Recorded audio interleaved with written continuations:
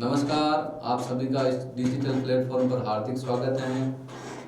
हम लोग पढ़ रहे हैं अम्ल, क्षार व लवण। इनके 5 पार्ट पहले हम लोग पढ़ चुके हैं, छोटे छोटे। और अपना लास्ट पार्ट अपना कौन सा है? लास्ट पार्ट है जिसमें हम लोग 2-3 लवण और बचे, हम लवणों के बारे में बात करेंगे। लवण अपने बचे कौन कौन से हैं? लवण एक बचा अपना बेकिंग सोडा, एक आप सब बचा धावन सोडा, एक अपना बचा विरंजक चूर्ण। इन लवणों के बारे में बात करेंगे। उससे पहले जितने भी थे अपने जो पार्ट, वो हम लोग अपलोड कर चुके हैं। ये अपना इसका छठा पार्ट है। छठे पार्ट में अपना टॉपिक है बेकिंग सोडा। तो बात करते हैं बेकिंग सोडा अपना क्या है। बेकिंग सोडा को खाने का सोडा भी बोलते हैं, जिसका रासायनिक नाम अपना दे रखे। रासायनिक नाम होता है सोडियम हाइड्रोजन कार्बोनेट। तो सबसे पहले बात करते हैं कि बेकिंग सोडे का रासायनिक नाम क्या होता है। बेकिंग सोडे का रासायनिक नाम होता है सोडियम हाइड्रोजन कार्बोनेट। रासायनिक नाम क्या होता है? सोडियम हाइड्रोजन है कार्बोनेट। और इसका रासायनिक सूत्र क्या होता है? नाम के अनुसार होगा। सोडियम को बोलते हैं अपना Na, हाइड्रोजन का हो गया अपना H, और कार्बोनेट का हो गया अपना CO3। तो बेकिंग सोडे का रासायनिक नाम तो हो जाएगा सोडियम हाइड्रोजन कार्बोनेट, और उसका रासायनिक सूत्र हो जाएगा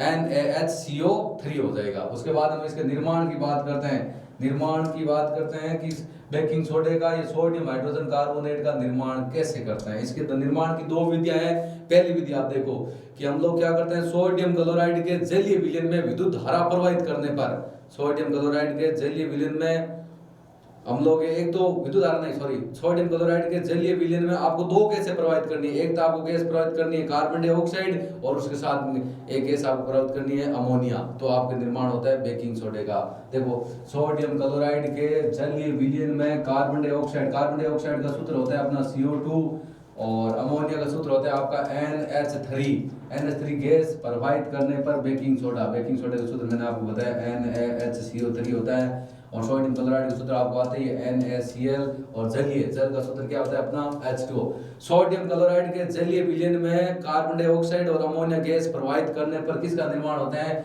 विरंजक सोडियम बेकिंग सोडे का या सोडियम हाइड्रोजन कार्बोनेट का निर्माण होता है। आपका फॉर्मूला है, उसके अनुसार बना लेते हैं। Sodium chloride NaCl, sodium chloride के जलीय विलयन में, जल का सूत्र क्या होता है H2O। जलीय विलयन में 2 गैस आपको प्रवाहित करनी है, एक तो कार्बन डाइऑक्साइड है, और उसके साथ में कौन सी गैस प्रवाहित करनी है? अमोनिया का सूत्र होता है NH3। अब आपको ये तो पता है कि बनेगा क्या? बनेगा बेकिंग सोडा। बेकिंग सोडे का रासायनिक सूत्र क्या होता है? बेकिंग सोडे का रासायनिक सूत्र होता है अपना NaHCO3। ये हमने बना दिया। इसके बाद में बचा क्या है? वो तो हम लोग देख लेते हैं भाई।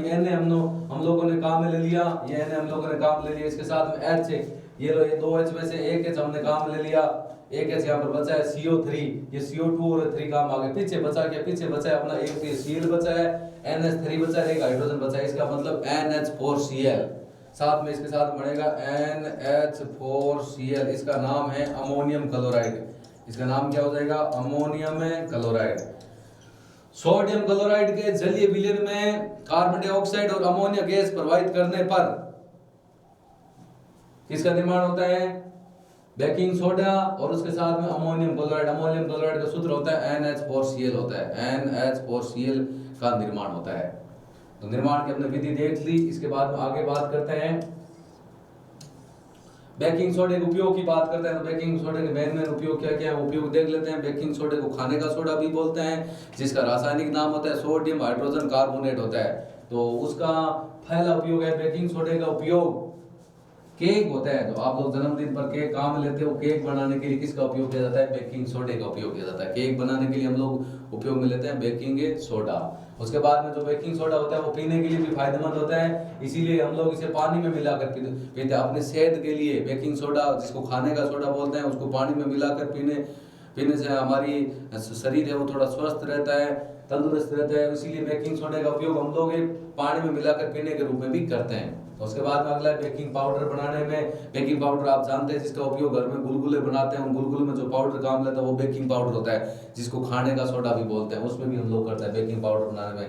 और इसका उपयोग सोडा अमल के रूप में, अग्निशामक में, आग बुझाने के रूप में भी इसका उपयोग करते हैं। अग्निशामक यंत्र में भी इसका उपयोग किया जाता है बेकिंग सोडे का। इसके बाद में आगे बात करते हैं, उपयोग हमने देख लिया।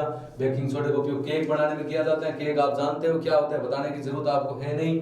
दूसरा आपका हो गया जो बेकिंग सोडा होता है वो पीने के जो पानी होता है, उन पानी में मिलाकर पीने के लिए काम में लेते हैं क्योंकि अपने शरीर के लिए स्वस्थ होता है। और तीसरा हो गया बेकिंग पाउडर बनाने के लिए, बेकिंग सोडे का उपयोग बेकिंग पाउडर में भी किया जाता है। और चौथा अपना हो गया कि इसका उपयोग अग्निशामक यंत्र में किया जाता है। आग बुझाने के लिए जो अग्निशामक यंत्र होता है उसमें भी इसका उपयोग अपना किया जाता है। इसके बाद में अपना अगला टॉपिक क्या हो जाएगा, अगला टॉपिक है, इसमें देखो आप, अगला टॉपिक है धावन सोडा, जिसको धोने का सोडा बोलते हैं। हम लोग अपने घरों में काम में लेते हैं। धावन सोडा क्या होता है? धावन सोडे के बारे में आप जानते हैं। पहले इसके हम लोग रासायनिक नाम की बात करते हैं। धावन सोडे का रासायनिक नाम होता है सोडियम कार्बोनेट।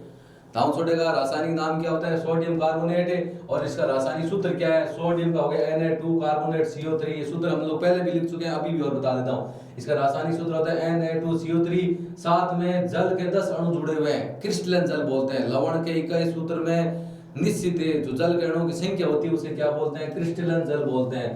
पहले तो इसका रासायनिक नाम हो गया धावन सोडे का सोडियम कार्बोनेट, और इसका रासायनिक सूत्र हो गया Na2CO3। उसके साथ डॉट, मतलब जल के कितने अणु जुड़े हुए हैं? 10 अणु जुड़े हुए हैं। जल के इसके साथ जल के 10 अणु जुड़े हुए हैं। निर्माण की विधि की बात करते हैं। निर्माण, इसका निर्माण किस प्रकार होता है? तो देख लेते हैं इसका निर्माण किस प्रकार होता है।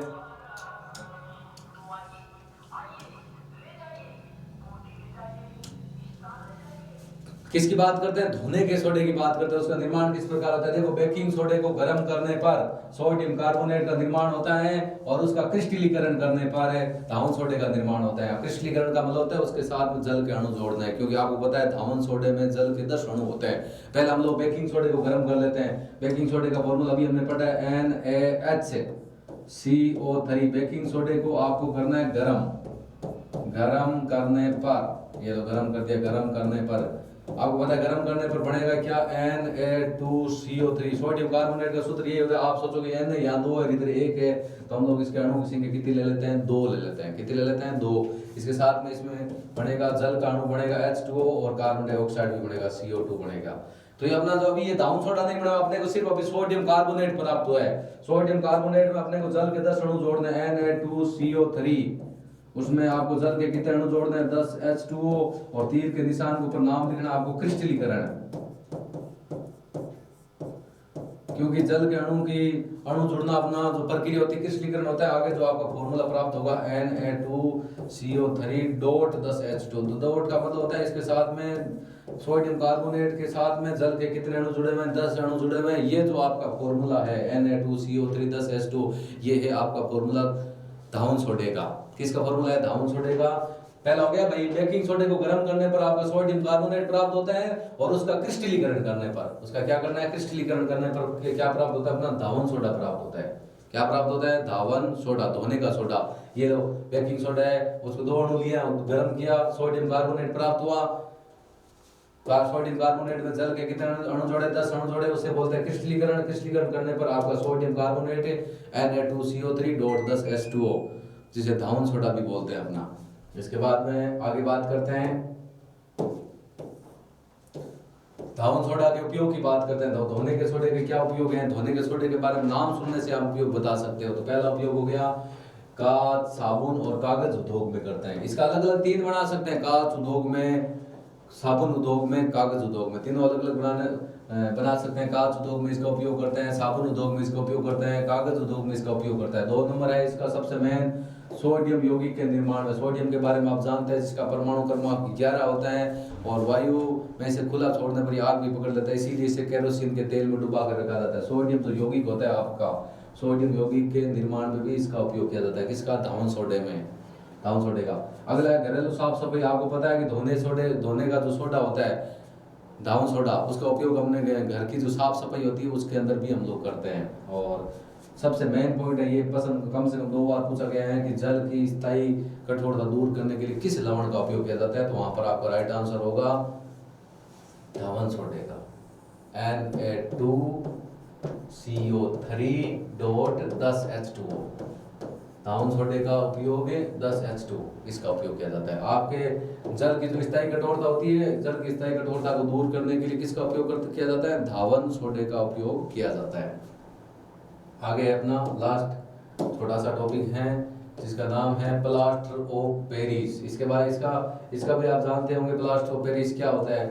प्लास्टर ऑफ पेरिस की हम लोग बात करते हैं तो इसका रासायनिक नाम होता है कैल्शियम सल्फेट का अर्ध हाइड्रेट। मतलब कैल्शियम सल्फेट का सूत्र होता है CaSO4, अर्ध हाइड्रेट का मतलब होता है उसके साथ जल का आधा अणु जुड़ा होता है। इसका जो रासायनिक सूत्र होता है आपका CaSO4 1/2 डॉट 1/2 H2O। CaSO4 इसके साथ में 1/2 H2O, जल का आधा अणु जुड़ा होता है। इसके साथ में जल का कितना अणु जुड़ा होता है? आधा अणु जुड़ा होता है।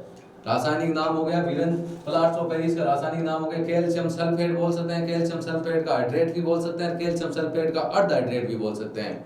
और जो रासायनिक जो सूत्र है आपका, रासायनिक सूत्र आपका क्या हो जाएगा? CaSO4 dot 1/2 H2O। CaSO4 1/2 H2O हो गया अपना। निर्माण के विधि की बात करते हैं। निर्माण की विधि क्या होती है भाई? इसका निर्माण किस प्रकार होता है? निर्माण देख लेते हैं भाई, प्लास्टर ऑफ पेरिस का निर्माण किस प्रकार होता है। तो आप जिप्सम के बारे में सुना होगा।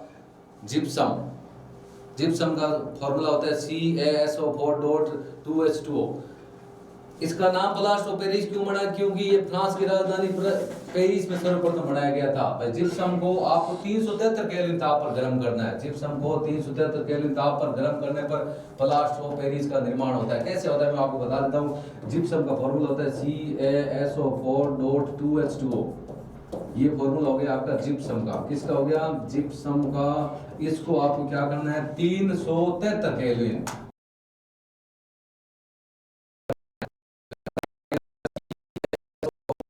डॉट 1/2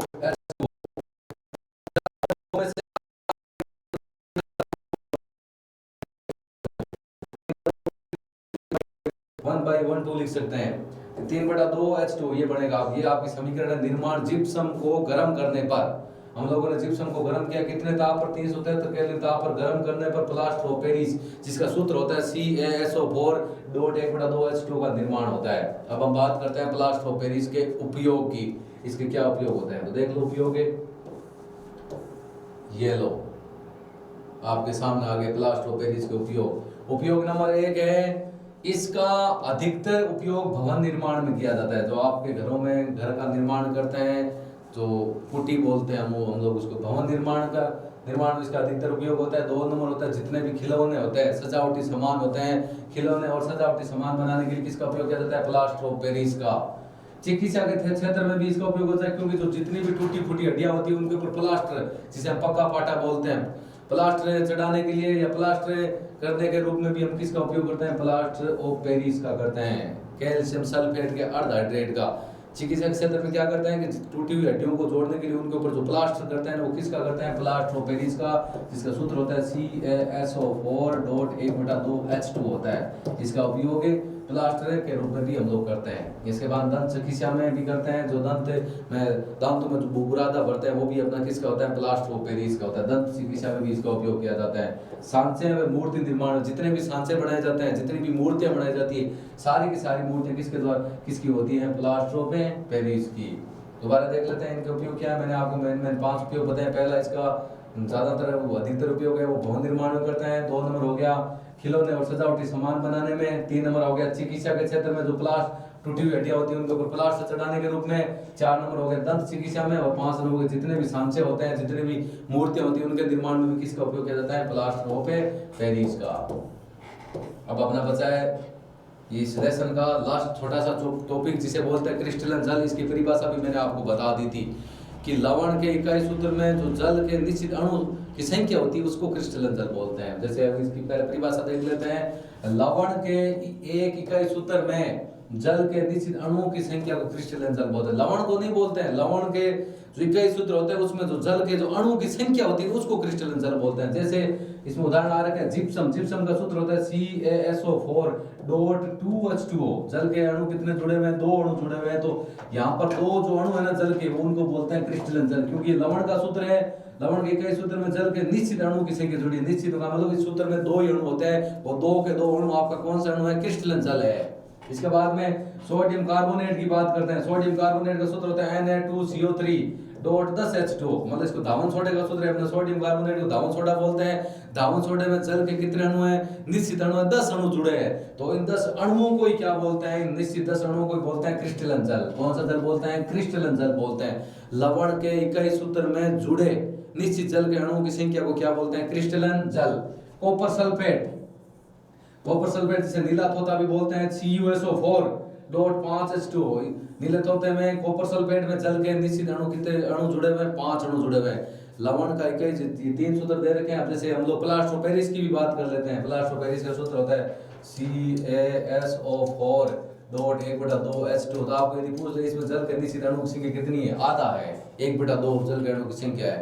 तो ये था अपना लेसन अम्ल, क्षार व लवण, जो जिसके हमने जो 6 पार्ट बनाए, छोटे छोटे पार्टों में इनको विभाजित किया है। और इसका हम लोग एक वीडियो 1 घंटे का नोट्स के साथ में PDF भी अपलोड कर देंगे, उसको भी आप जरूर देखें रिवीजन के रूप में। यदि आपको 6 पार्ट अच्छे लगे तो अपने दोस्तों के साथ इनको शेयर करो, इनको लाइक करो और अपने YouTube चैनल को सब्सक्राइब करो। Thank you. जय हिंद, जय भारत।